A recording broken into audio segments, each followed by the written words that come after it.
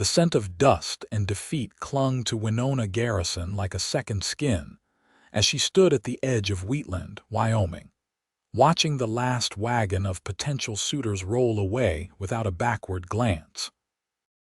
It was 1876, and she had just turned 22 years old, which made her practically an old maid in the eyes of this frontier town, where girls married at 16 and had 3 children by her age. She wiped the sweat from her brow with the back of her hand, leaving a streak of flour across her forehead from the bakery where she worked dawn until dusk, and wondered if this emptiness in her chest would ever find relief. The problem was not that Winona was ugly, though she would never be called a beauty by conventional standards. Her face was too angular, her frame too thin from years of scraping by after her parents died of cholera when she was 17. Her hands were rough and calloused, her dresses patched and worn. But worse than any physical flaw was the way she carried herself, the way her eyes seemed to look straight through the superficial pleasantries that passed for courtship in this town. Men wanted soft, agreeable wives who would simper and blush. Winona had opinions. She read books. She asked questions. And in Wheatland that made her unmarriageable. "Another one bites the dust," Margaret Crawford called from across the street, her voice dripping with false sympathy. Margaret had married at 17 to the banker's son and never let anyone forget her good fortune. "I suppose some women are just meant to be alone, dear." Winona did not respond. She had learned that silence was often the best weapon against cruelty. Instead, she turned and walked back toward the small room she rented above the bakery, her shoulders straight despite the weight of loneliness pressing down on them. Tomorrow would be another day of kneading bread, serving customers who barely looked at her, and going to bed with flour in her hair and hope slowly dying in her heart. The bakery owner, Mrs. Henderson, was a widow who had taken Winona in more out of necessity than kindness. She needed help, and Winona needed shelter. It was a transaction, pure and simple, though Winona worked harder than any employee had a right to, trying somehow to earn not just her keep but perhaps a scrap of affection. She received neither, only the bare minimum of food and shelter. That evening, as Winona lay on her narrow cot staring at the ceiling, she allowed herself the dangerous luxury of dreaming. She imagined a life where someone looked at her and saw not the awkward, unwanted spinster, but something valuable, something worth keeping. She imagined hands that would hold hers gently, a voice that would say her name like it mattered. Then she pushed the thoughts away, because hope was more painful than acceptance, and she had learned to accept her lot in life. The next morning brought an unexpected change to Wheatland's routine. A cattle drive was passing through, which meant the town would swell with cowboys looking to spend their wages on whiskey, women, and whatever else could be bought. Mrs. Henderson was in a state of excitement, knowing the bakery would do excellent business. She woke Winona before dawn and set her to making triple batches of everything. By mid-morning, the bakery was filled with the warm smell of fresh bread and sweet rolls, and Winona's arms ached from the work. The cowboys began filtering in around noon, dusty and loud, their spurs jangling as they walked.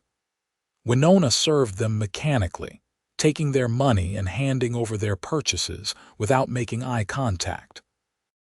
She had learned that eye contact with men like these could be misinterpreted, and she had no interest in the kind of attention they typically offered.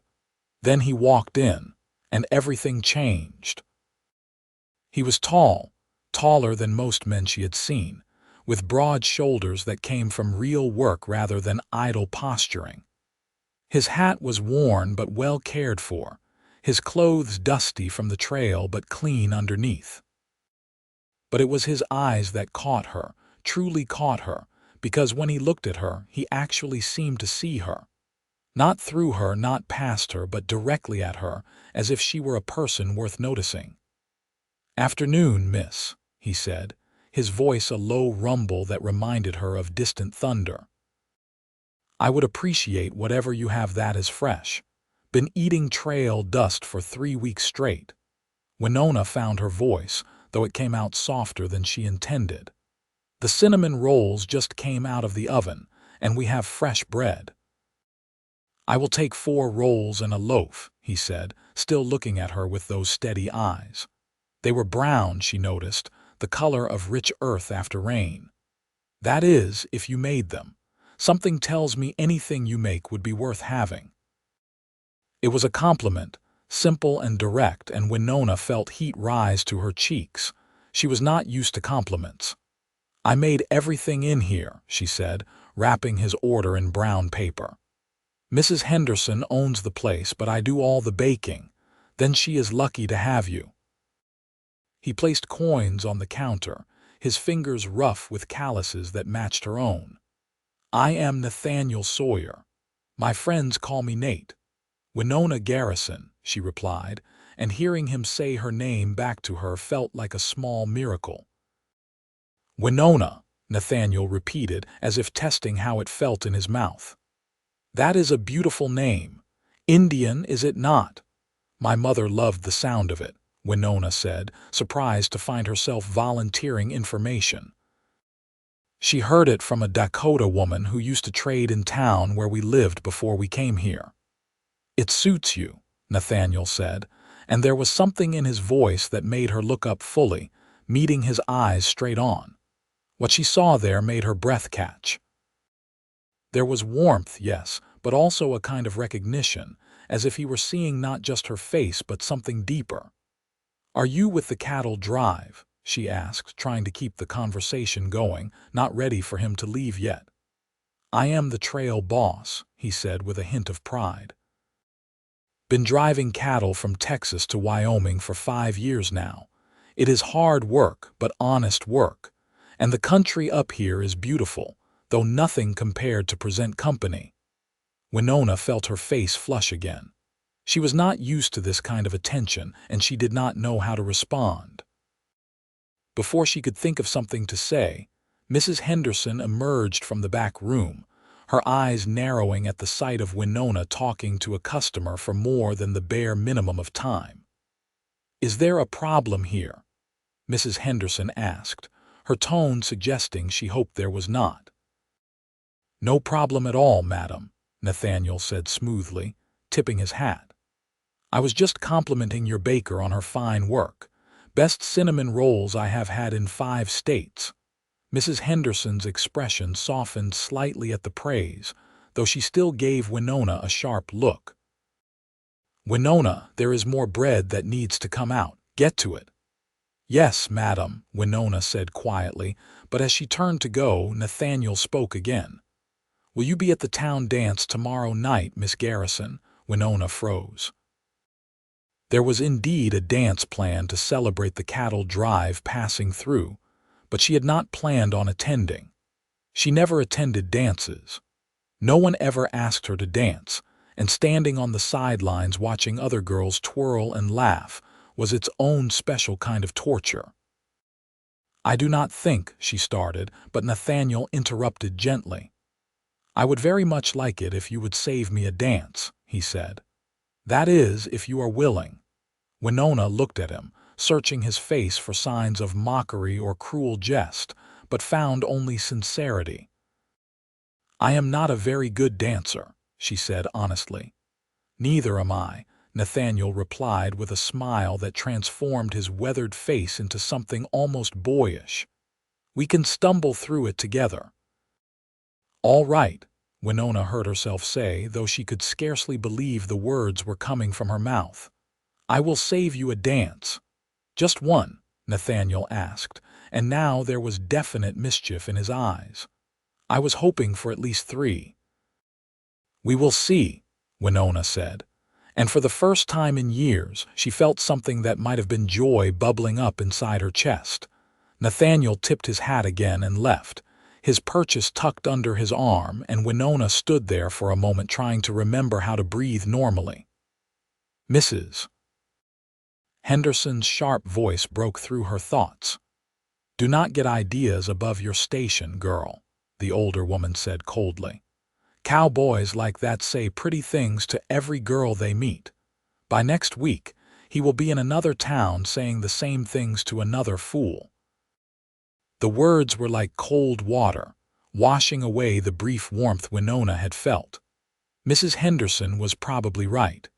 Men like Nathaniel Sawyer, confident and handsome and successful, did not fall for women like her.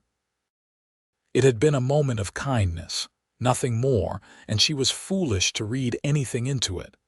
But that night, lying on her cot, Winona could not stop thinking about the way he had looked at her.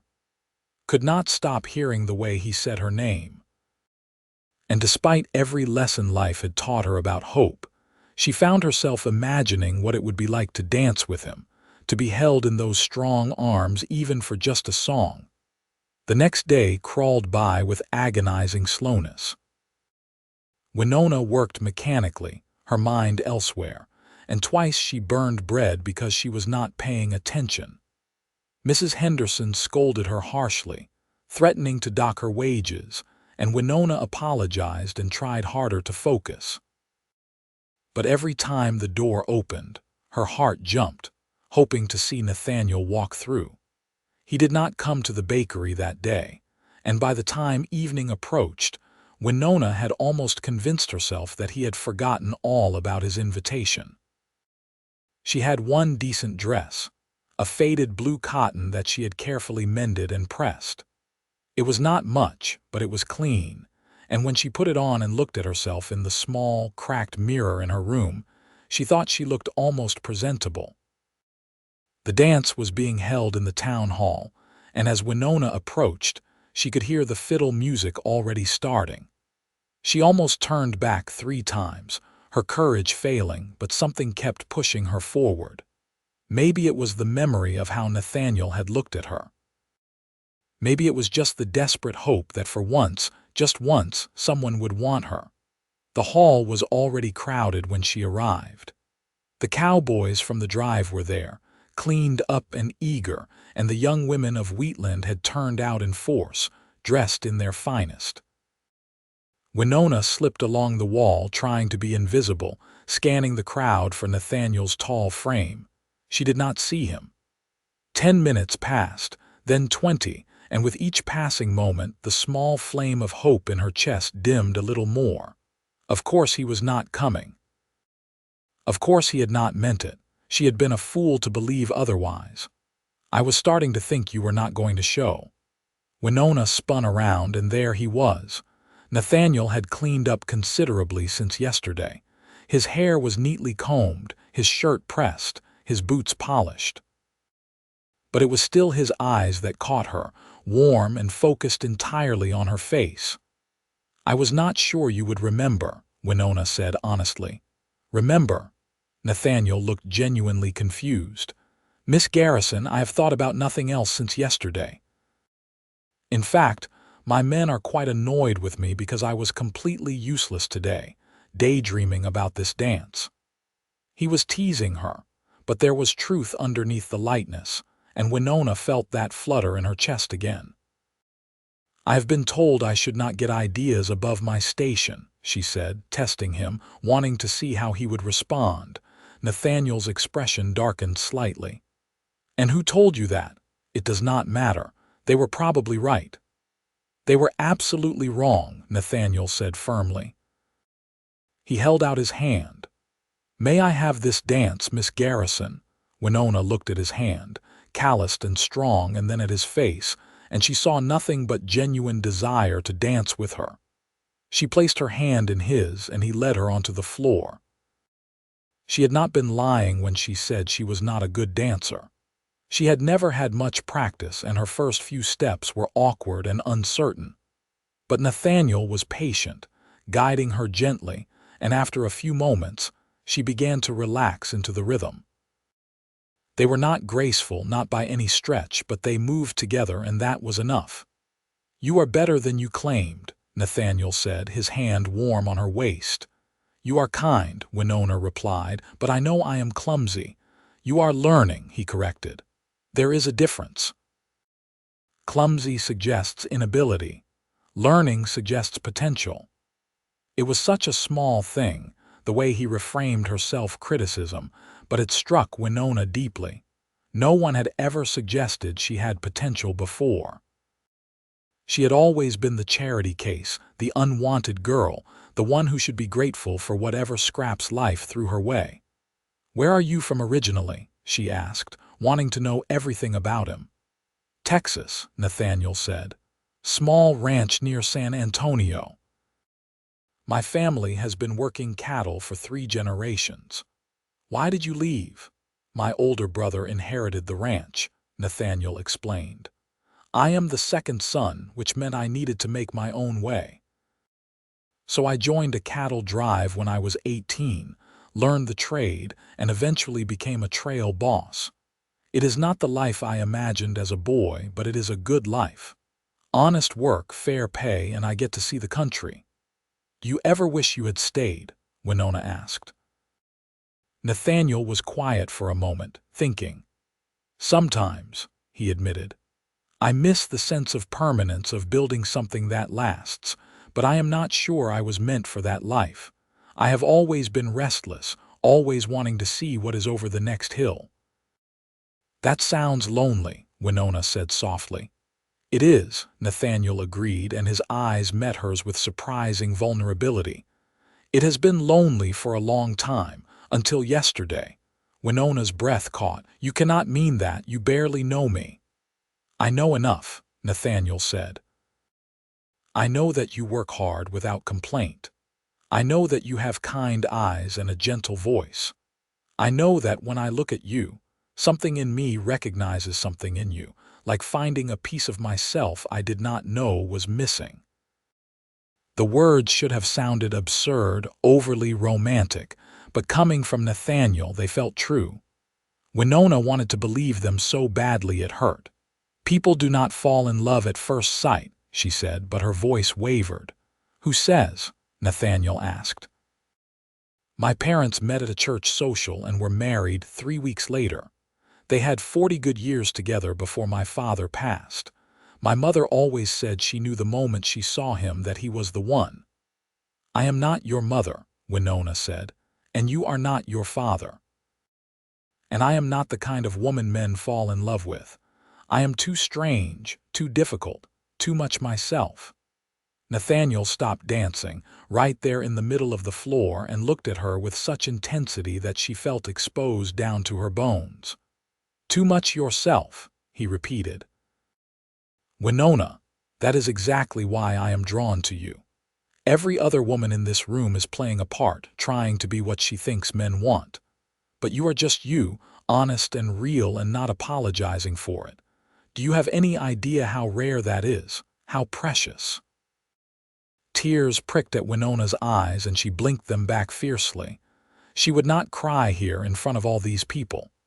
"You do not understand what it is like," she whispered, "being the one nobody wants. Being passed over again and again until you start to believe there must be something fundamentally wrong with you." "There is nothing wrong with you," Nathaniel said fiercely.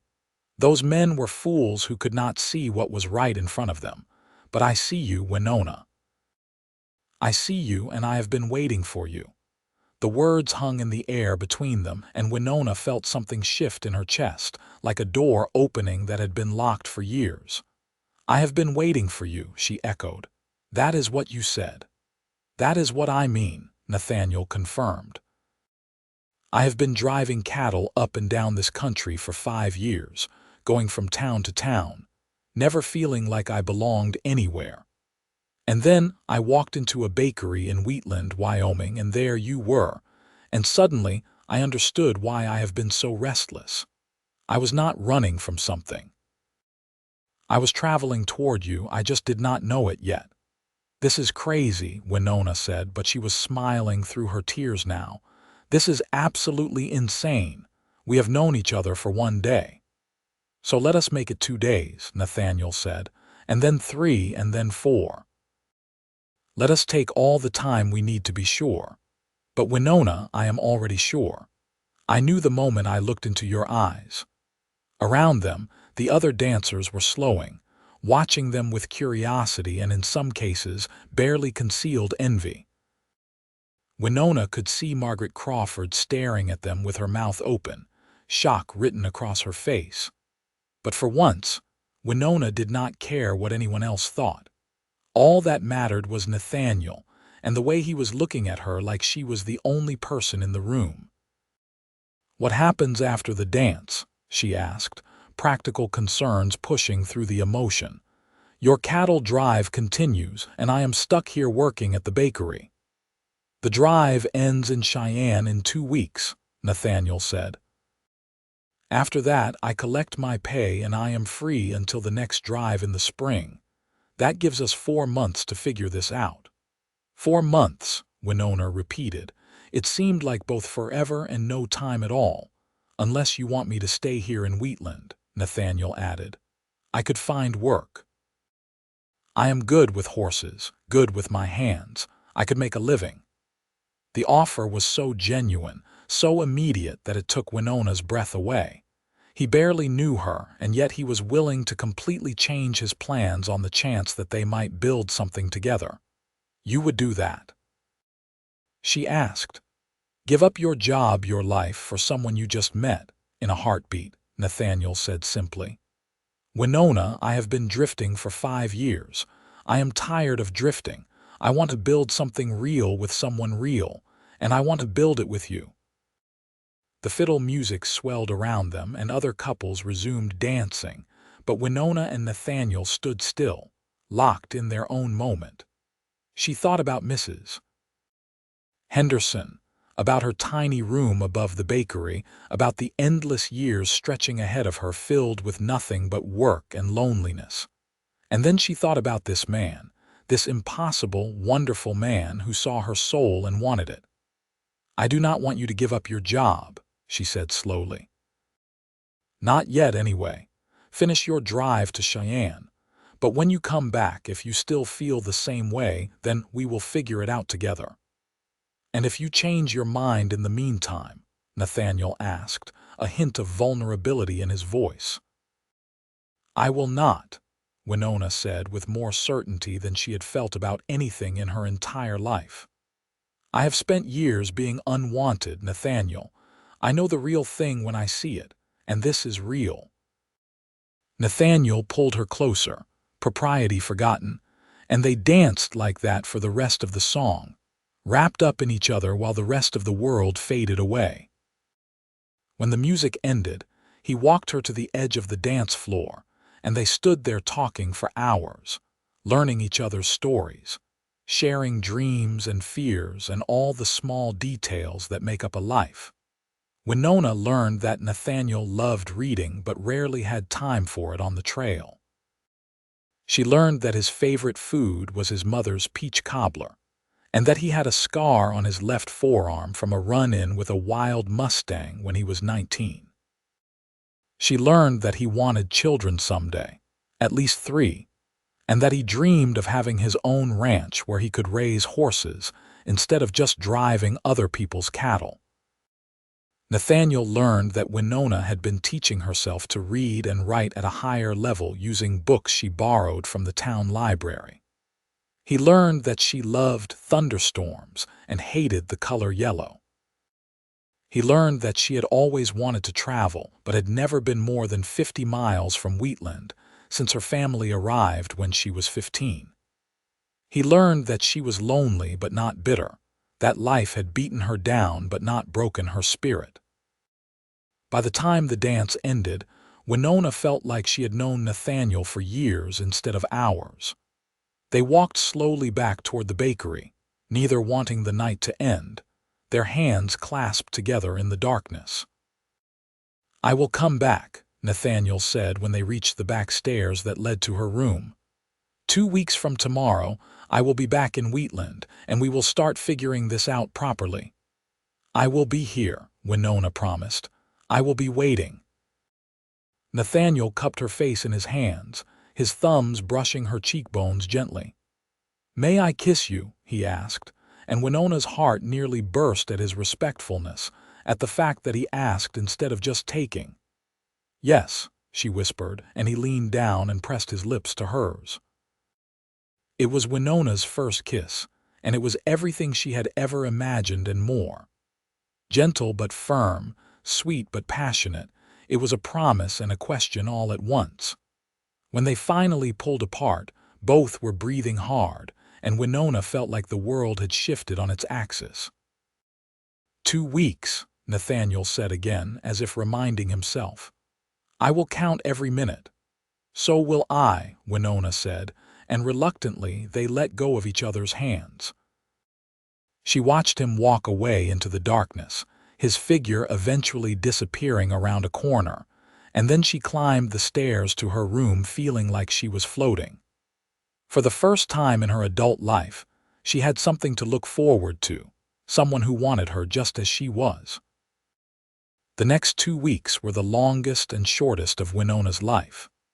Time seemed to crawl during the day as she worked at the bakery, her hands busy with dough while her mind was miles away with Nathaniel and the cattle drive. But the nights passed too quickly, each sunset bringing her one day closer to seeing him again, and she found herself both eager for and terrified of his return. What if he changed his mind? What if the feelings that had seemed so real in the moment faded once he was back on the trail? What if she had imagined the whole thing, built it up in her mind into something it was not? But then she would remember the way he had looked at her, the sincerity in his voice when he said he had been waiting for her, and she would push the doubts away. Nathaniel was real. What they had felt was real. She just had to trust it. Mrs. Henderson noticed the change in Winona immediately and did not like it. "You are distracted," she snapped on the third day after the dance. "You burned another batch of rolls. That is money coming out of your wages." "I am sorry, madam," Winona said, trying to focus. "It will not happen again." "See that it does not," Mrs. Henderson said sourly. "And stop mooning over that cowboy. He is long gone by now, and you are lucky to have a job and a roof over your head. Do not throw it away for some man's empty promises." But they were not empty promises. Winona knew it in her bones. Still, she tried harder to focus on her work, not wanting to give Mrs. Henderson any excuse to let her go. She needed this job, at least for now, at least until Nathaniel came back and they could figure out what came next. On the 10th day, a letter arrived. Winona had never received a letter in her life, and when the postmaster called her name, she could barely believe it.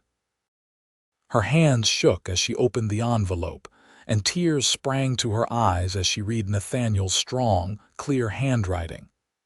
"Dear Winona," it began. "We are halfway to Cheyenne, and every mile feels like 10 because it is taking me further from you instead of closer. I think about you constantly. I think about your smile, about the way you looked in that blue dress, about how it felt to hold you while we danced. I think about the life we could build together, and it makes me work twice as hard to finish this drive and get back to you. I hope you are well. I hope you are still waiting for me the way I am counting down the hours until I can see you again. Yours always, Nathaniel." Winona read the letter 3 times, then folded it carefully and tucked it into her pocket where she could keep it close to her heart. She walked through the rest of the day in a daze of happiness, and that night she sat down and penned her first letter back. "Dear Nathaniel," she wrote, her handwriting less practiced than his but no less sincere. "Your letter arrived today and brought more joy than I can properly express. I am still here, still waiting, and I will be here when you return. These 2 weeks feel endless, but I spend the time thinking about you and about what the future might hold.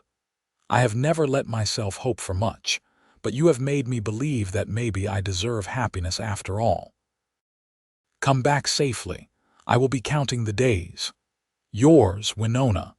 She sent the letter the next morning, and 4 days later another one arrived from Nathaniel. They continued this way, letters crossing in transit, each one building on the foundation they had laid during that one magical night at the dance.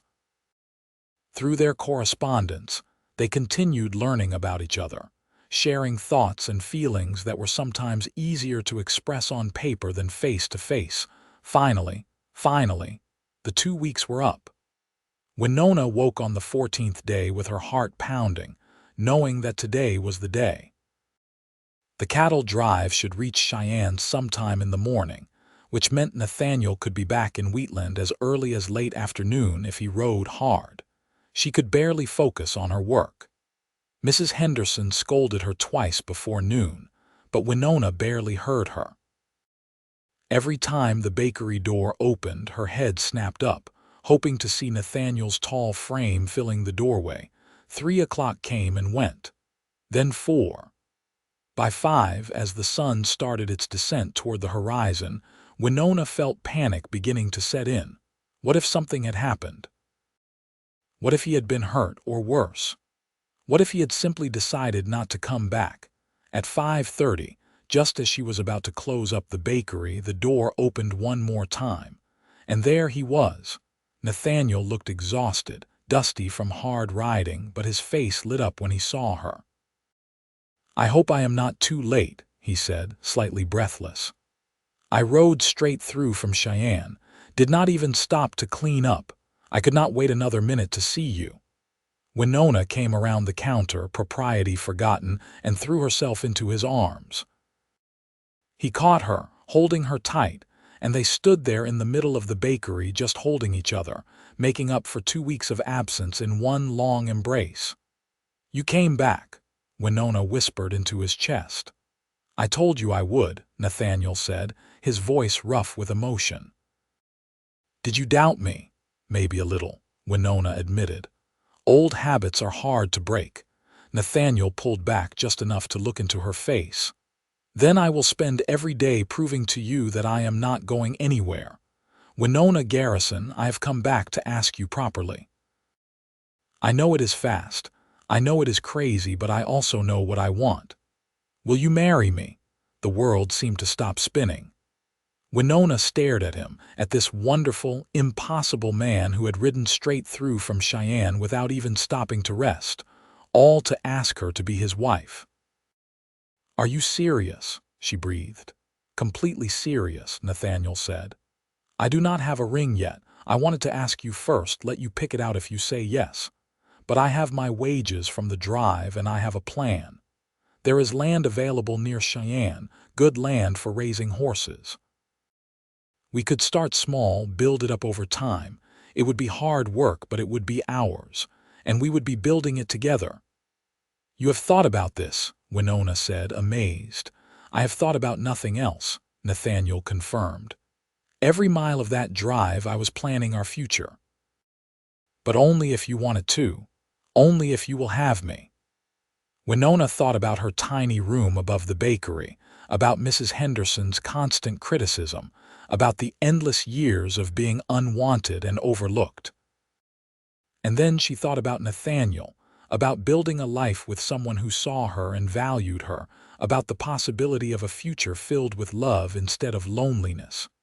"Yes," she said, and the word came out strong and sure. "Yes, I will marry you." Nathaniel let out a whoop of joy and lifted her off her feet, spinning her around in a circle right there in the bakery. When he set her down, he kissed her thoroughly, not caring that anyone passing by might see through the window. "When?" he asked when they finally came up for air. "How soon can we do this?" "There is a 3-day waiting period for a marriage license," Winona said, her practical mind working even through the euphoria. "And I will need to give Mrs. Henderson notice. I suppose I should work at least another week to help her find someone to replace me." "A week," Nathaniel said, testing the timeline. "I can do a week. I will find work here in town, help out at the livery or something to keep busy, and I will use the time to get everything ready for our trip to Cheyenne." "Our trip to Cheyenne," Winona repeated, savoring the words. "Our trip, our land, our life. It sounds like a dream." "It is real," Nathaniel assured her. "As real as you and me, and starting tomorrow we start building it together." That evening, Winona gave her notice to Mrs. Henderson, who took it about as well as expected, which is to say not well at all. "You are a fool," the older woman said harshly, "throwing away steady work for some cowboy's promises. You will come crawling back within 6 months, mark my words." "I will not," Winona said calmly, "but thank you for the work and the shelter. I do appreciate it."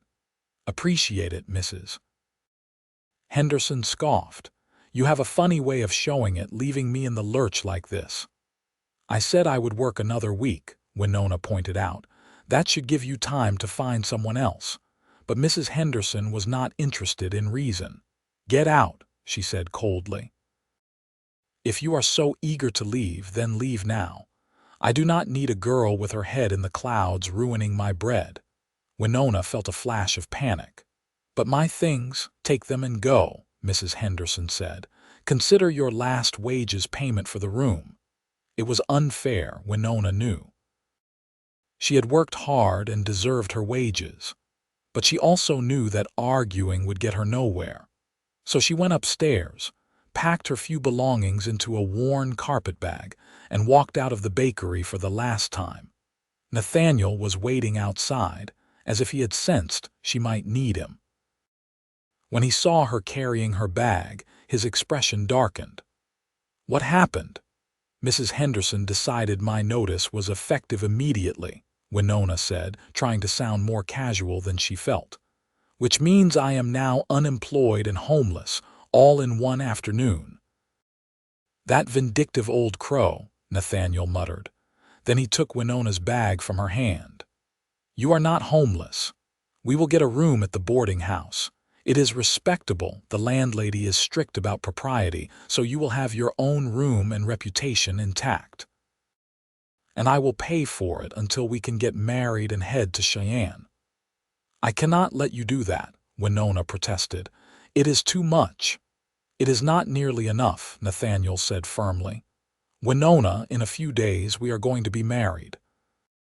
What is mine is yours, and that includes the money to make sure you have a safe, comfortable place to stay. Now come on, let us go talk to Mrs. Patterson at the boarding house." Mrs. Patterson was indeed strict about propriety, but she was also kind in a way Mrs. Henderson had never been.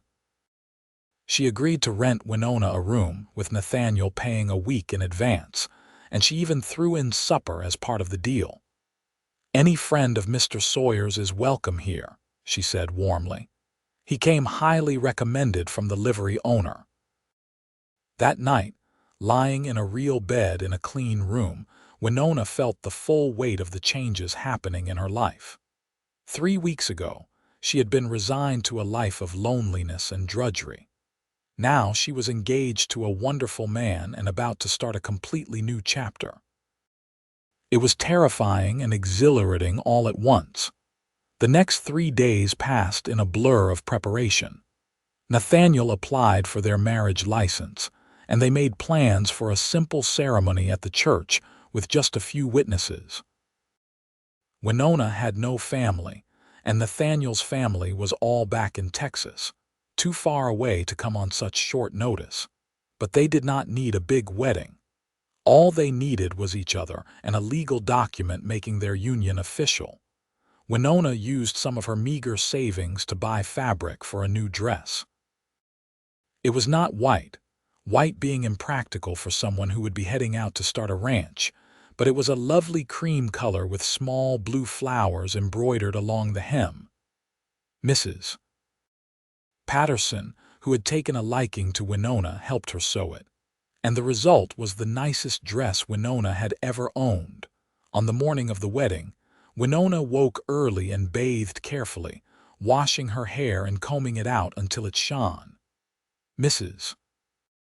Patterson helped her pin it up in a style more elegant than Winona had ever managed on her own, and when she finally put on the new dress and looked at herself in the mirror, she barely recognized the woman staring back at her. She looked happy. That was the difference. For the first time in longer than she could remember, Genuine happiness shone from her eyes, softening her angular features and bringing color to her cheeks. "You make a beautiful bride," Mrs. Patterson said with genuine warmth. "That young man is lucky to have you." "I think I am the lucky one," Winona replied, but Mrs. Patterson shook her head. "You are lucky together," she corrected. "That is how the best marriages work. Now come on, we do not want to keep him waiting." The church was small and only a handful of people were there. Mrs. Patterson, the preacher and his wife, the livery owner who had befriended Nathaniel, and a few curious townspeople who had heard about the wedding and come to watch. Margaret Crawford was there too, her expression sour, clearly hoping to see Winona humiliated somehow. But when Winona walked down the aisle and saw Nathaniel standing at the altar, cleaned up in his best clothes, his eyes shining with love and anticipation, she forgot about everyone else. She forgot about the years of rejection and loneliness. She forgot about Mrs. Henderson's cruel words and Margaret Crawford's sneering judgment. All that existed was Nathaniel and the future they were about to begin together. The ceremony was simple and quick. They exchanged vows, promising to love and honor each other in good times and bad, and when the preacher pronounced them husband and wife, Nathaniel kissed her with such tenderness that Winona felt tears slip down her cheeks. "I love you," he whispered against her lips, and Winona whispered back, "I love you too." They were simple words, but they held the weight of the world. Winona had never said them before, had never had anyone to say them to. But saying them to Nathaniel felt right, felt true, felt like the most natural thing in the world. After the ceremony, Mrs. Patterson had prepared a small wedding supper back at the boarding house, and the few guests joined them for a modest celebration. It was not elaborate, but it was warm and genuine, and Winona felt surrounded by more goodwill than she had experienced in years. That night, for the first time, Winona and Nathaniel were truly together as husband and wife. Nathaniel was gentle and patient, and despite her nervousness, Winona found herself relaxing into his arms. They took their time learning each other's bodies the way they had learned each other's hearts, with care and attention and growing passion. Afterwards, lying tangled together in the darkness, Nathaniel stroked her hair and said softly, "I meant what I said. I have been waiting for you. I did not know it, did not understand the restlessness I felt, but now I do. I was waiting for this, for you, for us." "I was waiting too," Winona confessed. "I had almost given up, almost convinced myself that this kind of love was not meant for me. Thank you for proving me wrong." "Thank you for taking a chance on me," Nathaniel replied. "Thank you for seeing past the dusty cowboy to the man underneath. Thank you for saying yes."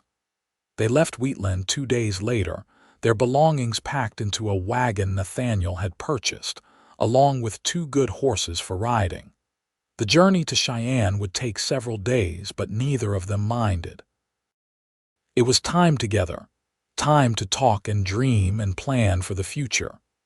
The Wyoming countryside stretched out around them, vast and beautiful, and Winona felt a sense of freedom she had never experienced before. For the first time in her life, she was not trapped by circumstances or other people's expectations. She was choosing her own path, building her own future, with a man who loved her exactly as she was. They talked about everything during those days on the road. They discussed the ranch they wanted to build, arguing good-naturedly about whether to focus on horses or cattle initially, eventually deciding on horses, since that was Nathaniel's real passion. They talked about the house they would build, small at first but expandable as their family grew. They talked about children, both agreeing they wanted several, and about how they would raise them with love and freedom to be themselves. "I never want our children to feel unwanted," Winona said fiercely one evening as they sat by their campfire. I never want them to wonder if they are good enough or valuable enough. I want them to know every single day that they are loved. They will know, Nathaniel assured her. How could they not, with you as their mother?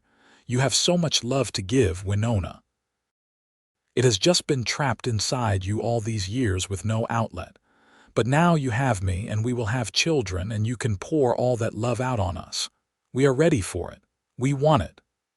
Winona leaned against his shoulder, watching the flames dance. I still cannot quite believe this is real, she admitted. That you are real, that we are really married and really starting this life together. Believe it, Nathaniel said, kissing the top of her head. This is as real as anything ever gets. You are my wife, and I am your husband, and we are going to build something beautiful together. They reached Cheyenne 5 days after leaving Wheatland.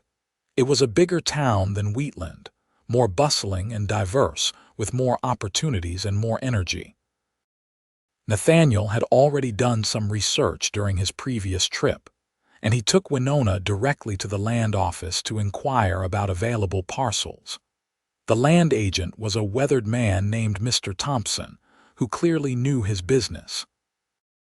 He spread maps across his desk and pointed out several available plots.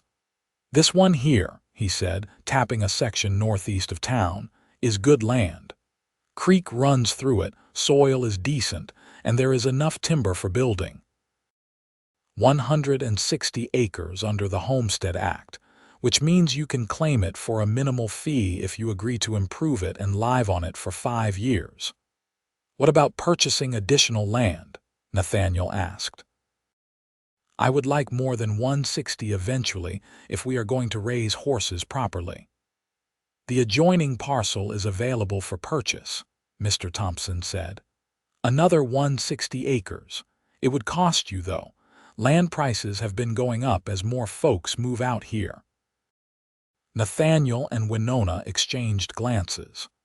They had discussed finances at length during their journey, pooling Nathaniel's savings from 5 years of driving cattle with the little bit Winona had managed to save. It would be tight, but if they were careful, they could manage it. Let us do it, Winona said decisively. Both parcels. We are only going to do this once. Let us do it right. So they filed the homestead claim and purchased the additional land, walking out of the land office as the legal owners of 320 acres of Wyoming territory. It was terrifying and exhilarating all at once. We are ranchers now, Nathaniel said with a slightly dazed laugh. Actual, official ranchers. We are broke ranchers living in a wagon, Winona pointed out, but she was smiling. But yes, we are ranchers. The first few months were the hardest of Winona's life, but also the happiest. They lived in their wagon while they built a small cabin on their land, working from dawn until dusk every day. Nathaniel did the heavy construction work while Winona helped where she could and took care of cooking and other necessities. It was back-breaking labor, but they were doing it together, and that made all the difference. By the time winter threatened, they had a snug cabin with a good roof, a barn for the horses they planned to acquire, and a sense of accomplishment that went bone deep. They moved into the cabin on a cold November afternoon, and that night they christened their new home by making love in front of the fireplace, the warmth of the flames matching the warmth between their bodies. We did it, Winona whispered, running her hands over Nathaniel's chest. We actually did it. We did, Nathaniel agreed. And this is just the beginning, Winona. Just the beginning of everything we are going to build together. That winter was long and cold, but they weathered it together, snug in their cabin, using the time to plan for spring. Nathaniel used some of their remaining funds to purchase 3 mares in foal, betting on the spring births to start their breeding program. It was a risk, but it was a calculated one. When spring came, and the mares foaled, producing 3 healthy babies, Winona felt like they had won the lottery. Those foals represented the future of their ranch, the foundation of everything they were building. She helped Nathaniel care for them, learning about horses in a way she never had before, and discovered she had a natural talent for it. "You are a natural horsewoman," Nathaniel told her one afternoon as she successfully calmed a skittish mare. "I swear those horses trust you more than they trust me." "They can sense that I understand them," Winona said, stroking the mare's neck. "I know what it is like to be nervous and uncertain.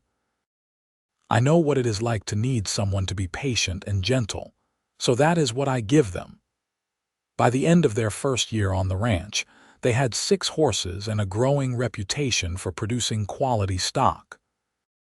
It was not easy, and there were setbacks, like when one of the foals got sick and they thought they might lose it, or when a late spring snow killed their first attempt at a vegetable garden.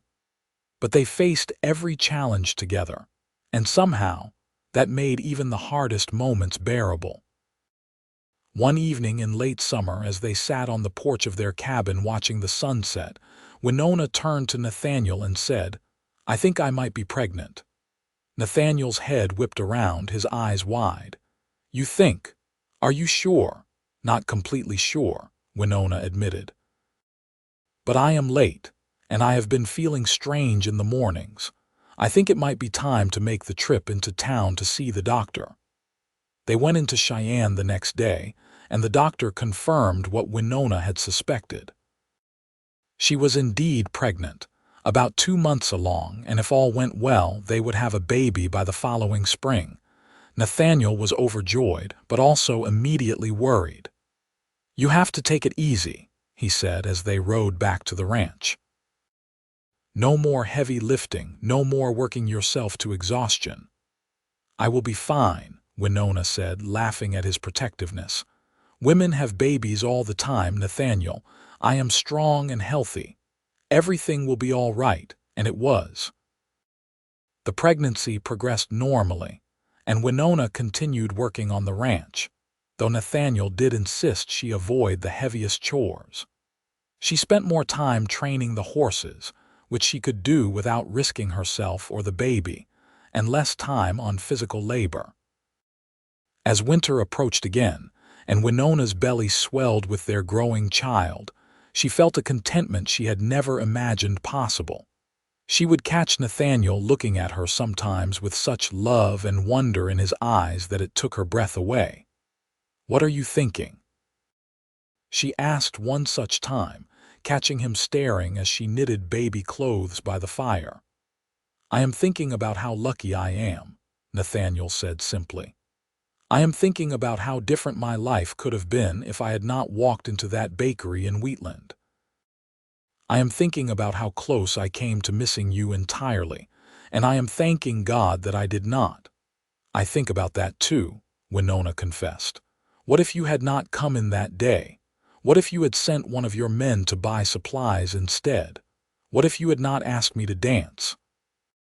"But I did," Nathaniel said, coming to kneel beside her chair. He placed his hand on her belly, feeling the baby kick. "I did walk into that bakery and I did ask you to dance and you did say yes. And now look at us. We have a ranch, we have each other, and we are about to have a baby." Everything turned out exactly the way it was supposed to. Their son was born on a cold March morning in 1878, after a long but uncomplicated labor. Nathaniel helped deliver him with the assistance of a midwife from Cheyenne, who had come to stay with them for the last weeks of Winona's pregnancy. When the baby finally emerged, crying lustily and waving tiny fists, Winona wept with relief and joy. "A boy," the midwife announced, wrapping the baby and placing him in Winona's arms. "A big, healthy boy." Nathaniel looked at his son with wonder, touching the tiny fingers with one calloused hand. "He is perfect," he breathed. "Winona, he is absolutely perfect." They named him Matthew after Nathaniel's father, and from the moment he entered the world, he was loved beyond measure. Winona poured all the love she had stored up during her lonely years into caring for her son, and Nathaniel proved to be a devoted father, always willing to walk the floor with a crying baby or change a soiled diaper. The ranch continued to grow. Word spread about the quality of their horses, and they began getting orders from all over Wyoming and even from neighboring territories. Nathaniel hired help as needed, and by the time Matthew was 3 years old, they had expanded the barn and added a bunkhouse for seasonal workers. Winona became pregnant again when Matthew was 4, and this time she delivered a daughter they named Sarah.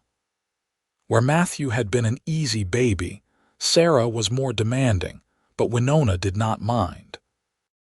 She loved both her children fiercely, and watching them grow and play together filled her with a joy she could scarcely contain. Years passed in a rhythm of seasons and hard work and deep love.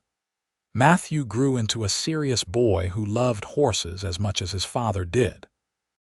Sarah was more outgoing, making friends with every child in the county and keeping her parents constantly entertained with her chatter and questions.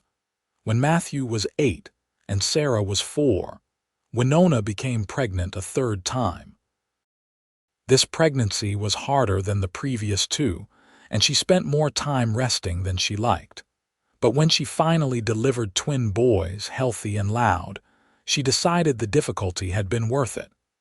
"Twins," Nathaniel said, holding one boy in each arm and looking completely overwhelmed. "We have twins, Winona. How are we going to manage twins?" "The same way we have managed everything else," Winona said with a tired smile. "Together." They named the twins James and Joseph, and life became even more chaotic and wonderful. The ranch prospered, their herd growing to over 50 horses. They built a larger house, one with enough bedrooms for their expanding family and a big kitchen where they gathered for meals. Winona thought often about the girl she had been in Wheatland, the unwanted girl who had resigned herself to loneliness. That girl felt like a stranger now, someone from another lifetime. She had become someone new, someone confident and loved and valued. She had become a wife, a mother, a successful rancher in her own right. One evening, when she was alone in the kitchen after putting the children to bed, she found herself looking out the window at the land they had built together. The barn stood solid and strong, horses moving peacefully in the pasture beyond. The sun was setting, painting the sky in shades of orange and pink, and in that moment, Winona felt such overwhelming gratitude that she had to grip the counter to steady herself. Nathaniel found her there a few minutes later, tears streaming down her face. "What is wrong?" he asked, immediately concerned. "Are you hurt? Is it one of the children?" "Nothing is wrong," Winona said, wiping her eyes. "Everything is right. That is why I am crying. Everything is so completely, perfectly right, and sometimes I still cannot believe it is real." Nathaniel pulled her into his arms, holding her close. "It is real," he said softly. "This is our life, Winona, the life we built together, and I fall more in love with you every single day." "Even though I am not the same girl you met in Wheatland?" Winona asked. "I have changed so much, Nathaniel. I am not as quiet, not as uncertain. Do you ever miss the girl I was?" "No," Nathaniel said firmly. "I loved that girl, yes, but I love the woman you have become even more. You have grown and changed and blossomed, and watching that happen has been one of the greatest privileges of my life. You were always strong, Winona, always brave and capable. You just needed the space and love to show it." They stood there in the kitchen, holding each other as darkness fell outside, and Winona thought about the journey that had brought them here. It had not been easy. There had been hard times, lean years, moments of doubt and fear. But they had faced it all together, and that had made all the difference. The years continued to pass. Matthew grew tall and strong, taking on more responsibility on the ranch. Sarah developed a talent for training the more difficult horses, her patience and intuition serving her well. The twins were wild and rambunctious, keeping everyone on their toes, but also filling the house with laughter and energy. When Winona was 38 years old and had thought her childbearing years were behind her, she discovered she was pregnant one more time. It was a surprise, but a welcome one, and she delivered a healthy daughter they named Grace. Grace was their last child, born when Matthew was 16 and already taking on the role of heir to the ranch. As Grace grew, Winona found herself thinking about legacy, about what she and Nathaniel were leaving behind. It was not just the ranch, though that was substantial. They now owned over 800 acres and were one of the most successful horse breeding operations in Wyoming. But more than the land or the horses or the money, they were leaving behind something more valuable, a family built on love, respect, and genuine affection. Their children knew they were loved. They knew they were valued for who they were, not who anyone expected them to be. And watching them grow into confident, capable young people, Winona felt a satisfaction that went beyond words. Nathaniel aged well, his hair going silver at the temples but his body still strong from years of ranch work. Winona aged too, lines appearing around her eyes and mouth, her hands growing more weathered. But when they looked at each other, they still saw the young people who had met in a bakery and fallen in love at first sight. On their 25th wedding anniversary, Nathaniel took Winona back to Wheatland. It was the first time either of them had been back since they left, and the town had changed considerably. It was bigger now, more prosperous, with new buildings and businesses. They walked through the streets, holding hands like young lovers, until they reached the old bakery. It had changed hands several times since Mrs. Henderson's death, and now it was a general store. But standing in front of it, Winona could still remember exactly how she had felt that day Nathaniel walked in. "This is where it all started," she said softly. "Right here in this ordinary place on an ordinary day. And then you walked in and made it extraordinary." "You made it extraordinary," Nathaniel corrected. "You were standing right there behind the counter and I took one look at you and knew my life was about to change." "Did you really?" Winona asked, curious. "Did you really know right away?" "I did," Nathaniel confirmed. "I have never lied to you about that, Winona. I saw you and something in me recognized something in you and I just knew. I have been waiting for you." Those words were not romantic hyperbole. They were the absolute truth. They stood there for a while longer, remembering, and then they walked to the church where they had been married.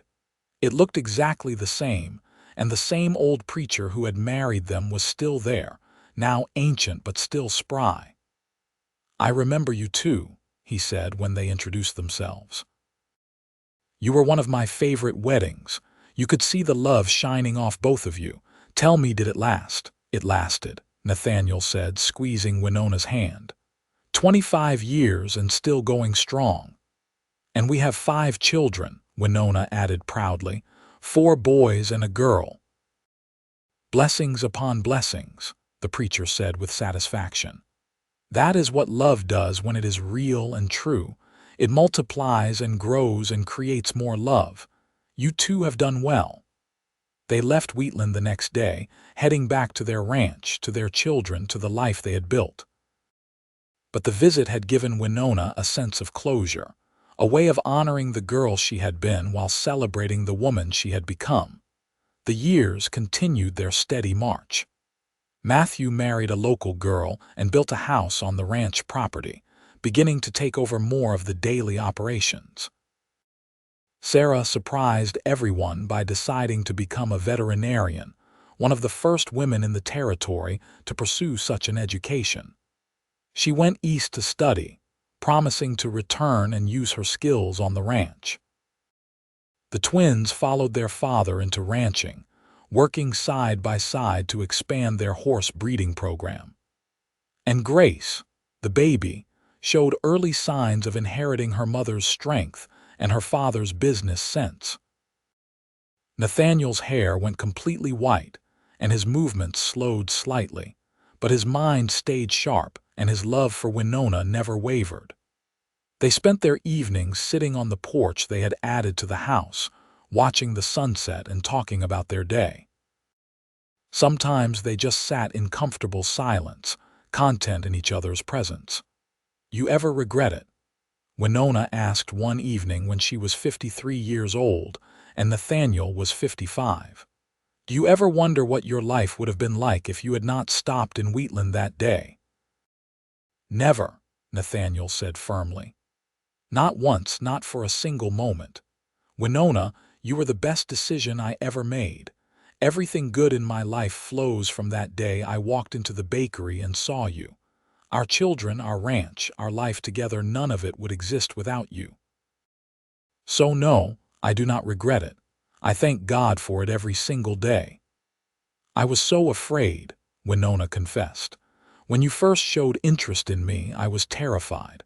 Terrified you would change your mind, terrified you would see what everyone else seemed to see and decide I was not worth it. It took me years to truly believe that you loved me." "But you believe it now?" Nathaniel asked. "I believe it now," Winona confirmed. "How could I not after 27 years of you showing me every single day? You saved me, Nathaniel, not just from loneliness, but from myself. You made me believe I was worth loving." "You always were worth loving," Nathaniel said. "I just helped you see it." They continued on year after year, watching their children have children of their own, watching the ranch grow and prosper beyond their wildest dreams. They became grandparents, then great-grandparents, and their house was always full of family and laughter and love. When Nathaniel was 68 years old, he had a heart attack while working in the barn. It was quick and relatively painless, Matthew told Winona later, trying to comfort her. One moment he was there, laughing at something one of the horses had done, and the next he was gone. Winona was devastated. They had been married for 40 years, and losing him felt like losing half of herself. But even in her grief, she found comfort in the knowledge that they had built something lasting. The ranch would continue, their children and grandchildren carrying on their legacy. The love they had shared would echo through generations. She found a letter in Nathaniel's desk a week after his funeral, sealed and addressed to her in his familiar handwriting. With shaking hands, she opened it and read, "My dearest Winona, if you are reading this, then I have gone ahead of you, and I am sorry for that. I wanted us to leave this world together, holding hands the way we have held them through our entire marriage. But life does not always give us what we want. What I want you to know, what I need you to understand, is that loving you was the greatest honor and joy of my life. You were the girl nobody wanted, but I saw your soul, beautiful and strong and true, and I said I have been waiting for you, and I meant it with every fiber of my being. Thank you for saying yes. Thank you for building this life with me. Thank you for 40 years of love and partnership and adventure. I will be waiting for you on the other side, my love. But take your time getting here. Enjoy our children and grandchildren. Keep the ranch thriving. Live fully and well, and know that every moment we had together was perfect. I love you yesterday, today, and forever. Your Nathaniel." Winona wept as she read the letter, but they were not entirely tears of sadness. There was joy there too, joy for the life they had shared, gratitude for the love they had built. She tucked the letter into her dress, close to her heart, and went out to the porch to watch the sunset alone for the first time in 40 years.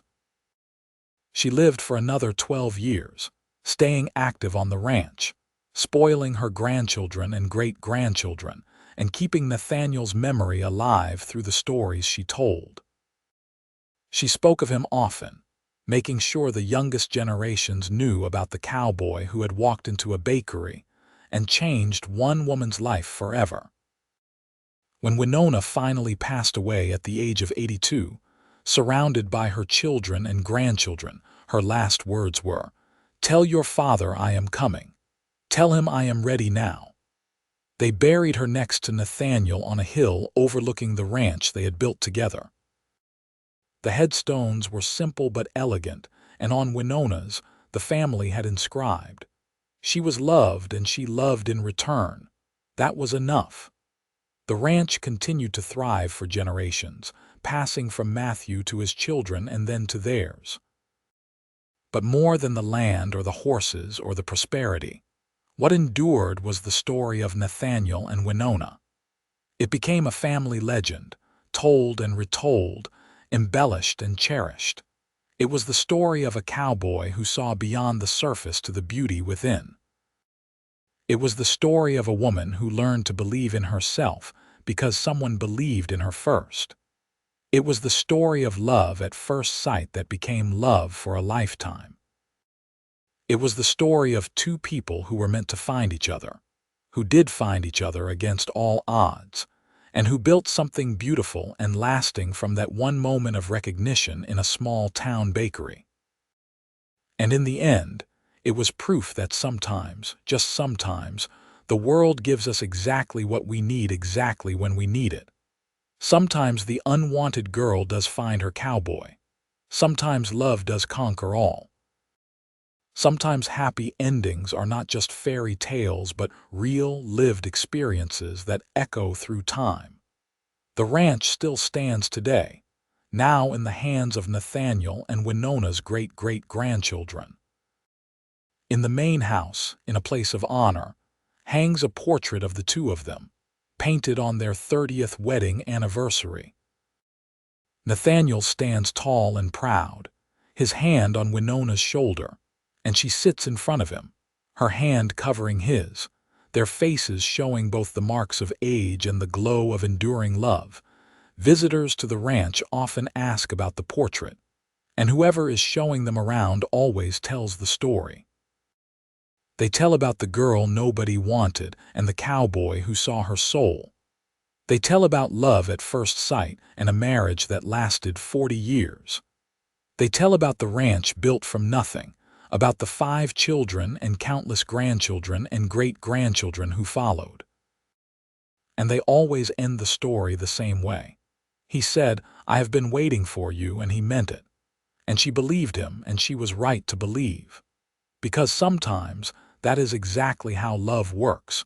You find the person you were meant for and everything else just falls into place. The sun sets over the Wyoming landscape, painting the sky in shades of orange and pink, just as it did on that evening so many years ago when Winona stood in her kitchen and wept tears of gratitude for her impossible, wonderful life.